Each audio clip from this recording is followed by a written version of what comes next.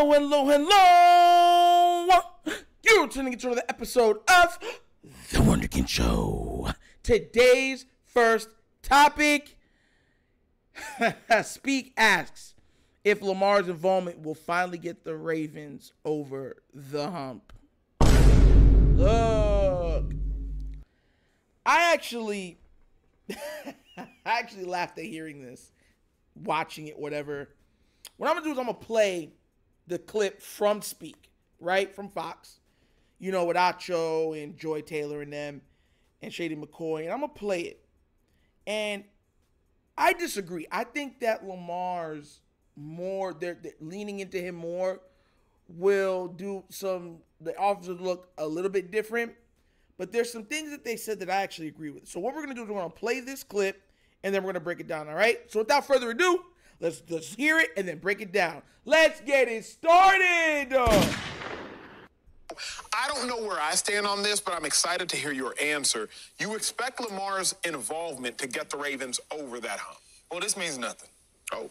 This means absolutely nothing. The offensive coordinator is going to call the plays. Todd Monken, that's his name? Yep. He is going to call the plays. Will Lamar be like, hey, man, these are some of my favorites? Sure. This offense is not going to change. So we expected, Lamar going to have some input. This offense is going to change. No. This offense is going to look the same way it did last year.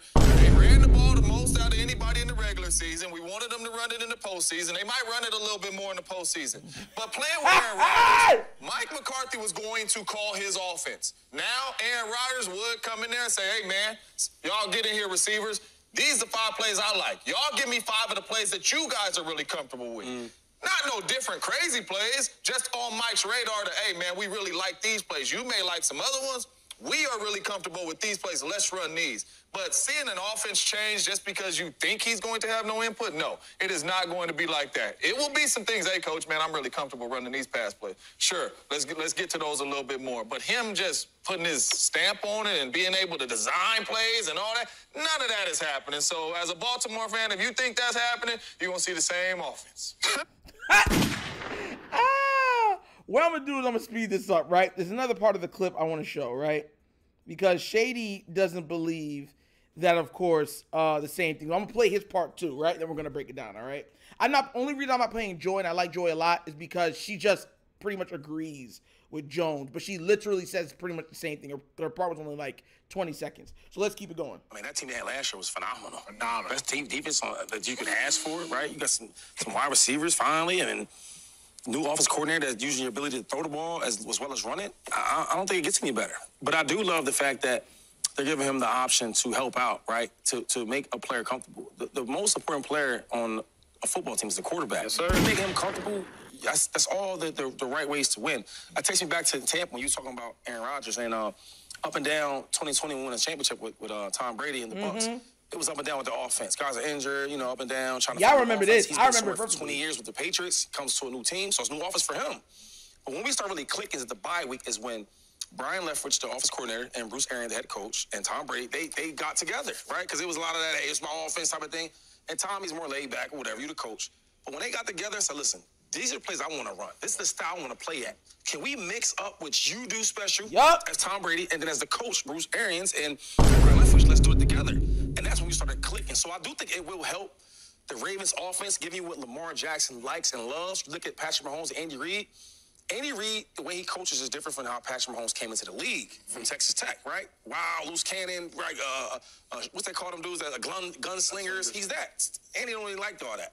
But what he did was he took some of that stuff from Texas Tech that made him special, mixed it up with the West Coast offense and Andy Reid, what he likes to do, and that's what made these offenses so special. So I think it will help out the Ravens offense, and you add the king, Derrick Henry, who's going to run that ball at a high level. But they're not going to beat the Chiefs. And I think the main thing, you don't believe they're going to beat Chiefs? Right? Because all this sound pretty. Your coach getting up there.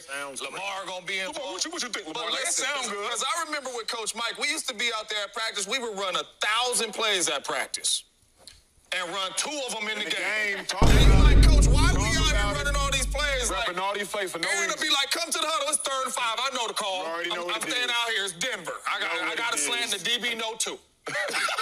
You know what I mean? So at the end of the day, are you going to listen? Because a lot of these coaches is stubborn. What did he say? That's the part I wanted to get to with y'all.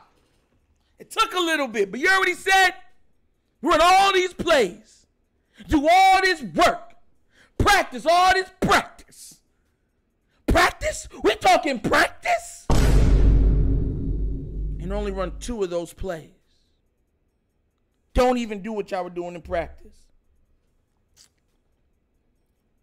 Go way off the game plan everyone thought and do it your own thing. Why? Because everybody knows coaches are stubborn. Double slap! And we know which coach we got is super stubborn. These are the things that I keep pointing out. See, I'm not crazy. I'm not crazy. I point out what I see. The Baltimore Ravens, even last year when I wanted certain things, still had a very, very talented bunch or group of players. And do you know what they did? They went away from the game plan. He said, no bueno, we're not doing certain things and we're going to do it this way. Something that works. Something that has proved that, hey, we should be able to do this easily. They said, nah. No, we're going to do it the hard way. Substitutions, we're doing it our way. You know why I don't give Lamar? Not just because, you know what I'm saying, I like him as a player and as a person. But you know I don't give him all of the flack that a lot of y'all give him? Is because even when he was out of the game, the Ravens still did the same thing. Don't y'all remember in the playoff game? Huh? A lot of y'all have forgetful memories with J.K. Dobbins. When J.K. was going off, what did they do? Lamar wasn't there for you to blame then. What did they do? They went away from him.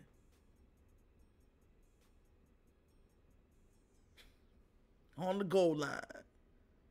Went away from him. Let's give it to Huntley. Jump on. Oh, he was supposed to go low, though. The guy that every time he touched the ball, he's biting at the bit. Give me the ball. No, sit on the bench. Couldn't blame Lamar then. You know what y'all see? Y'all pivoted. So, we would have won if Lamar played. Yo, Lamar's not healthy enough. That's why we're not winning. How are we going to win a quarterback that won't play? He gave up on his team. He betrayed his team. He didn't even travel with the team. Y'all think I forgot? That's why I don't blame him the way y'all do. Everybody can see it. It's clear as day. The quarterback has only so much say. Heck, Tom Brady went into Tampa with 5 Super Bowls, and he had only so much say. The coaches coach. This ain't basketball. You just don't get to do whatever you want when you want and tell the coach, I ain't doing that. This is football. We've watched coaches be absolutely wrong and say, I don't care if y'all think I'm wrong. I don't care if I'm wrong. At the end of the day, I'm doing it my way. We've seen it. We've seen a coach lose a Super Bowl because of their choices. Multiple Super Bowls because they say, I'm dying with the way I do it. I don't care if we lose. It's my way or the highway. Pete Carroll, Bill Belichick. What y'all think John Harbaugh's no different? This is what I be trying to tell y'all, but no one listens. Nobody listens. That's why a lot of times I get so frustrated, and some people now are starting to get there. They're like, bro, as long as we got Harbaugh, I don't see us winning. That's why my pivot to that is to have so much talent that Harbaugh can't screw it up. Because even if he's, we're going to do this, the talent is so great that it can overcome him. Yeah, I remember the Seahawks' first Super Bowl? They're blowing out Denver so bad that there was nothing Pete Carroll could do to mess up the game. There was nothing he could do. He made sure, though, he was like, I'm the coach. I want that quarterback to look special. This isn't Marshawn Lynch's team. This is my team. Y'all saw what that got me. Coaches will die on that hill. Think about that. After that happened, it absolutely destroyed the team. One of the greatest assembled teams we've ever seen. Team just melted right before our eyes. Melting. I'm melting. Gone. That's why I be trying to tell people, man, y'all, like, oh, why do you want this player? You think everything's mad and blah, blah, blah, blah, blah, blah, blah. Oh, y'all had weapons last year. The main weapon that y'all had gotten was a part-timer. But just like that, he's supposed to overcome that. Lamar. Who cares? He still got it for him. He got to figure out a way to make it work. Mark Andrews wasn't available. So what? He got Isaiah Likely. Yeah, I didn't believe in Isaiah Likely, even though I was banging my head across the table for him. A lot of y'all said, nah, mark the place. Now everyone's screaming, nah, we want Likely. Come on now, man. But what do you guys think? Do you think, Lamar being more part of the architecture of this team is going to help us go further? Let me know what you think down in the comment section, because I think that, like I said before, I think we can win the Super Bowl. I truly do. But the team has to overcome Harbaugh. They don't have to overcome the opponents. He has to overcome Harbaugh. Because the same problems we had with Greg Roman, we had with Todd Monken. That's not a coincidence. That's not. And the same problems we had with them, it was the same problems they had with Lamar not playing, even with Tyler Huntley in the game. So you tell me who's crazy.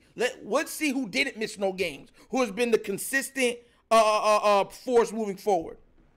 But like I said, let me know down in the comment section, all right? But as always, that's the episode of the Wunderkind Show.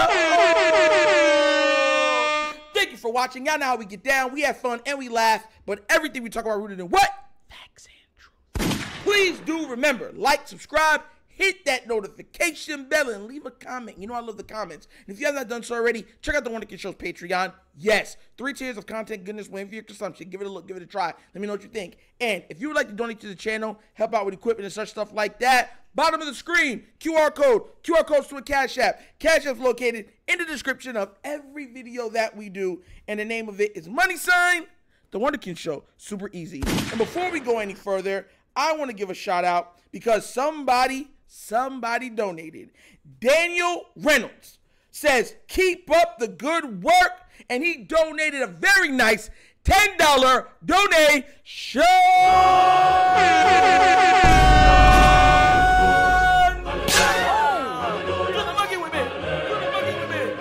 Yes, thank you so much. Look, man, I tell everybody, I know how hard it is to earn a buck these days. You know, people are struggling. You guys are still trying to support me. I have nothing but respect for that, and that's why I give my all to try to build a platform that you guys can believe in, grow with, you know what I'm saying, go to, and you can laugh with. You know what I mean? So thank you, God, for believing in me. Thank you for believing in this platform, and we're going to keep going. We're going to keep rising together. So God bless, man. Thank you so much for that. But like I said, that's the episode of The Wunderkind Show. This is your host, Dr. signing off, and as always, you know my slogan. Peace. And I am out of here. Yerp. Finish him, Daddy.